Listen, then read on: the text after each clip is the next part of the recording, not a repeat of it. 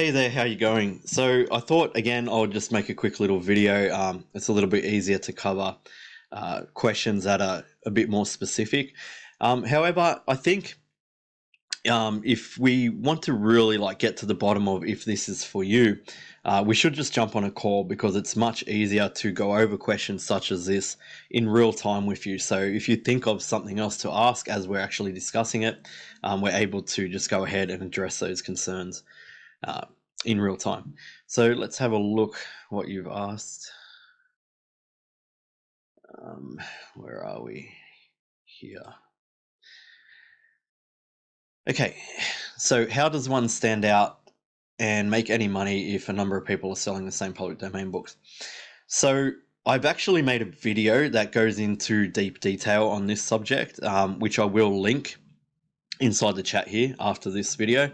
And essentially, it discusses being a competitive retailer, right? Because look, if you have two speakers, for example, like a Sony speaker and a Pioneer speaker, both speakers do the same thing, right? Both speakers make sound, both are of similar price points, but one buys one over the other based on the visual appeal, based on the marketing, based on the search result, based on so many different factors.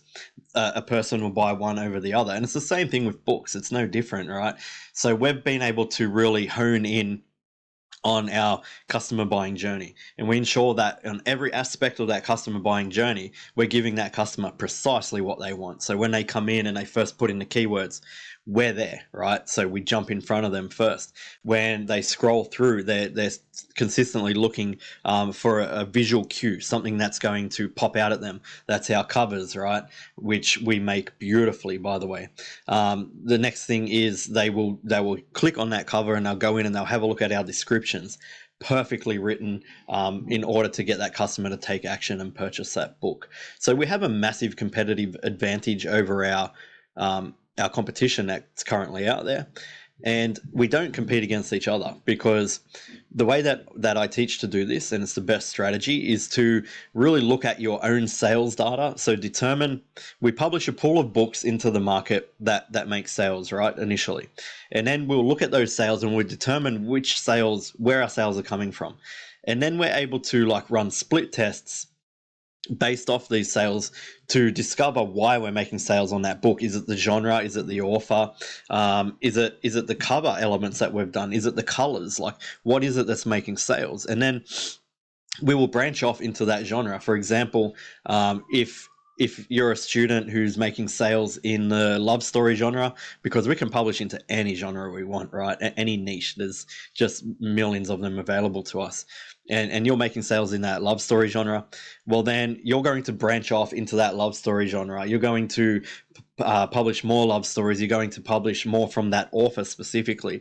You're going to look at your cover elements and all those things and determine what the best structure is for you for that specific genre and publish more into that. Whereas another student might make sales in the sci-fi genre and they're off on that direction. So we don't compete against each other. There's just a million different ways that we can go in our publishing journeys, and we always follow the data, and everybody experiences different data.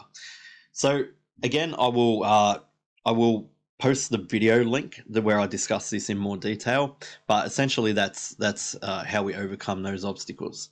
We overcome them very well. On the other hand as well, there's no real competition for us. Not really. If you look at low and no content or anything else, right, when it comes to publishing, our competition is so small compared to these other publishing methods. It's ridiculous. So we don't have to really contend with too much competition, and that's why our organic sales are so good. All right, next question. Is it 100% free to publish a book? Doesn't the cover cost, for example? 100% free, nothing to pay at all, zero, right? Every tool that we use is a free tool from the internet that doesn't require any payment at all. Our covers don't cost anything. We create them ourselves. You can do that in about 5 minutes flat and have a beautiful cover. I cover all this stuff inside the training, specifically exactly how to create your covers and create them well. We have 3 different methods to create covers, so that's covered in great detail. All right. What if someone disputes the rights for the book? How do you prove it's yours and it's a public domain? We don't have rights We don't need to dispute our rights because part of our process is proving public domain. And it's another thing that keeps low quality publishers out of our space, because essentially Amazon do want to know if your book is in public domain, right? So part of our process and our metadata research is actually gathering that data as well. And it's very easy to come by, it's very easy to gather. And we initially send an email to Amazon as soon as we publish that book when we do our category changes, right? Because we all know as publishers, there's actually 10 categories, not two. You do use two BISAC categories when you publish onto KDP in the beginning, but like, why not utilize all 10, right? You'll get more exposure that way. So when we send that category email through to Amazon, we also send our public domain status, and we never have an issue with that. And we also want to make sure that we're publishing proper public domain books, because some countries in the EU have different laws compared to the US. But I actually paid a lawyer $8,000 to really simplify copyright law, like worldwide copyright law, and he's been able to do that in a single page document, which is inside the program, which is worth $8,000, by the way. So it's very simple to circumnavigate that.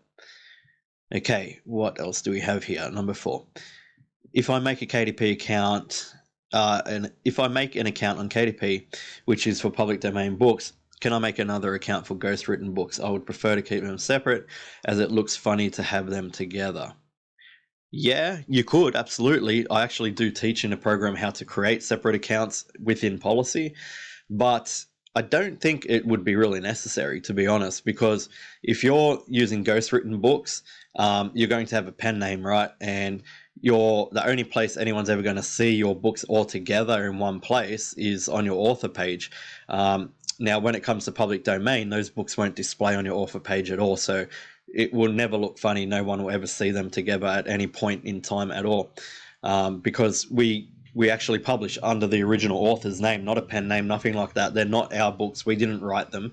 They're published under the original author's name. Okay, that looks like that's it. If you have any more questions, let's jump on a call and discuss it, because I think it'll just be a lot easier to really unpack all your questions and be able to discover whether this is going to be for you or not if we do it over a call. So let me know if you want to jump on a call, and let's do that. And I hope you have a great day. See ya.